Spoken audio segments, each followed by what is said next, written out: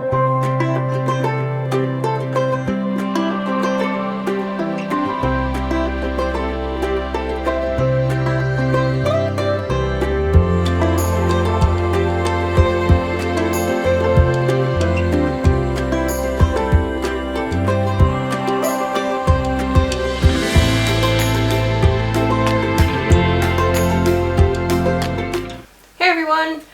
Maxine here from Northumberland Zoo. And Sarah.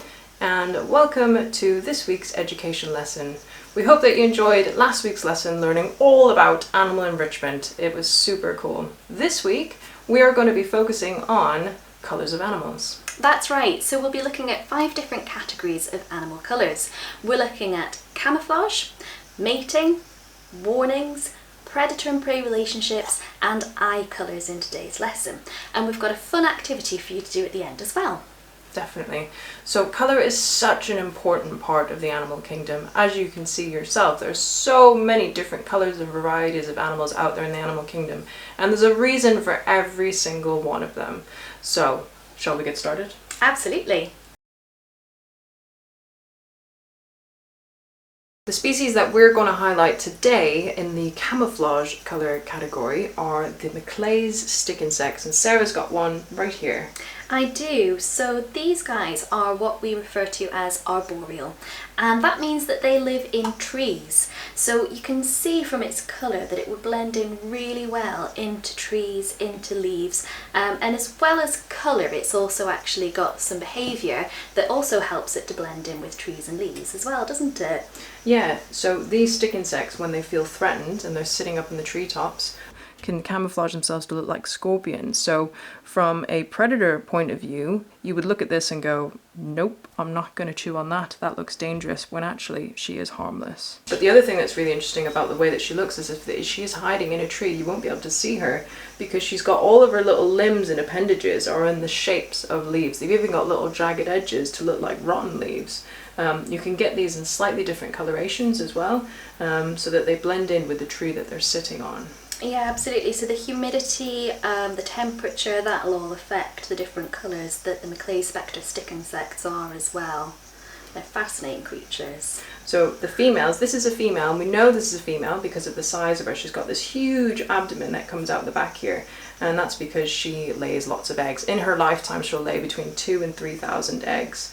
She has these tiny little dinky kind of pointless wings, so she can't fly, and the males are quite a bit smaller and they're a lot thinner, and their wings are a lot longer, so the males can fly around between the trees, find the females, mate with them, and the females just have to sit there. So it's an incredible defense, the camouflage of the Maclay's spectre stick insect.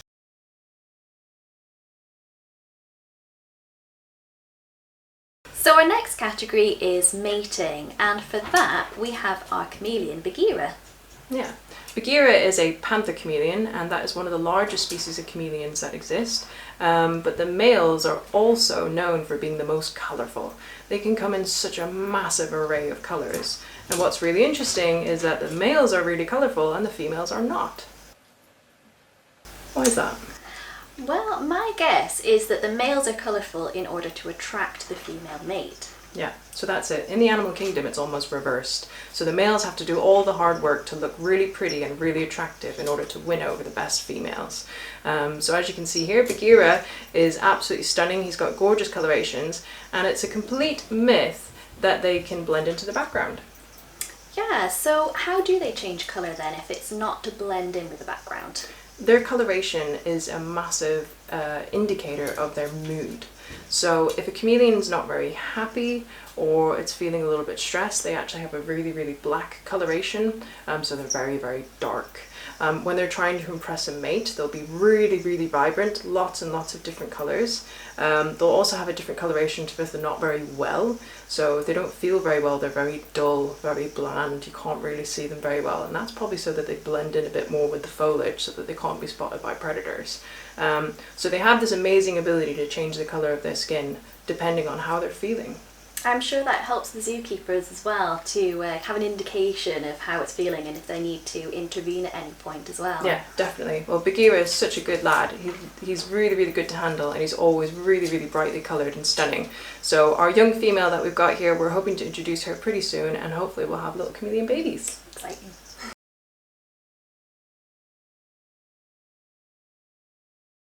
For our next category of colour, Sarah's got hold of Boots here. And Boots is a blue-tongued skink, and he's not named that for no reason.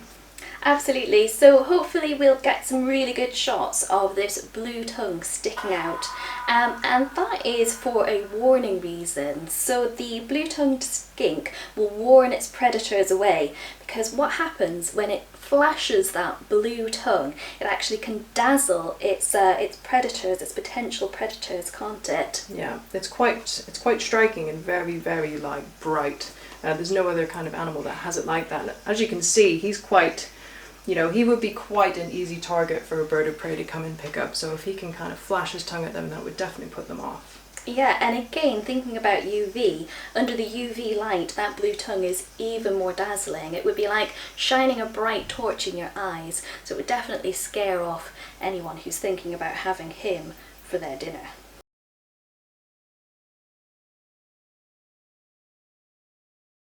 So our next category is predator and prey relationships, and for this we're focusing on our field mice and we're focusing on our owls or our birds of prey as well. Yeah, definitely.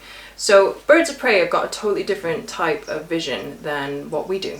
So they can see on the UV spectrum, so they can see stuff that we can't see. And how do you think that that's beneficial? Well, I think that the urine trails that the mice are leaving behind, the birds can see from the sky and follow to know where their potential food might be. Yeah, so what you can do is you can actually stick a UV light, a black light, in a rodent enclosure, and you'll be able to see all of where their wee is, which is just mind-blowing.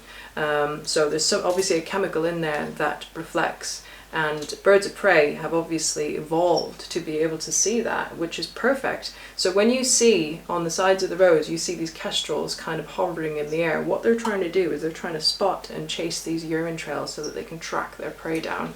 It's pretty cool. I mean, it's great from a bird of prey point of view, but not so good from a rodent point of view. No, definitely not. Imagine leaving something behind that's like, hey, your dinner's right here. Yeah, breadcrumbs. Yeah. So yeah, it's pretty amazing. Like, just to imagine seeing things in a different spectrum would be mind-blowing.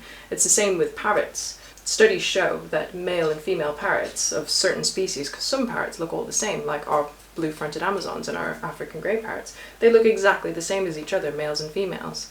But to each other, because their eyes are on a totally different spectrum, they can actually see a massive difference between boys and girls. Absolutely. So if we were to get a UV light on some of the feathers, we'd be able to see those patterns that the birds are able to see themselves.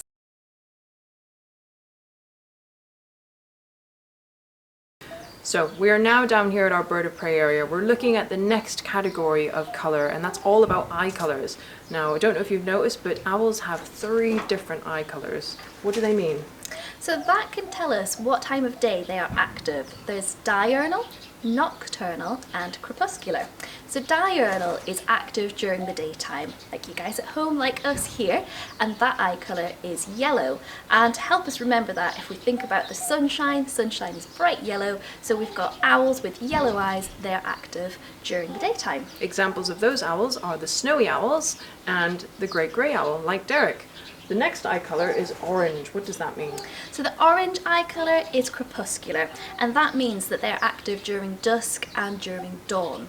And we've got an example of that. We have Pebbles, who is our Bengal eagle owl.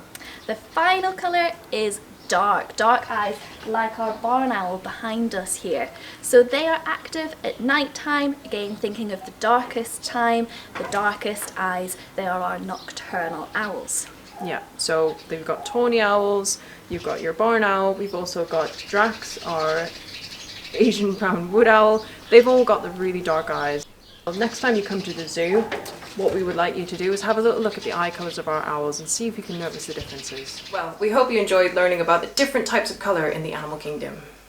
Absolutely, so it's over to you now, and we absolutely love receiving your work. We received a gorgeous piece of artwork from Lily Anderson. And this week, your challenge is to think about camouflage. So Maxine, can you introduce our activity for today? Yeah, definitely. So one of my favorite activities in the world is art.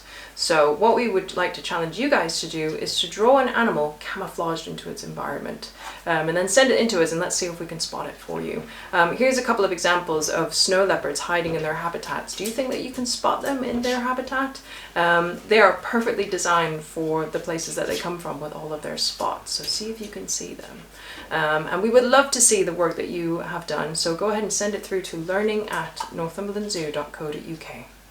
So this is our last week of education at the zoo, and we've really enjoyed doing our education lessons, and we hope that you've enjoyed following them along at home as well.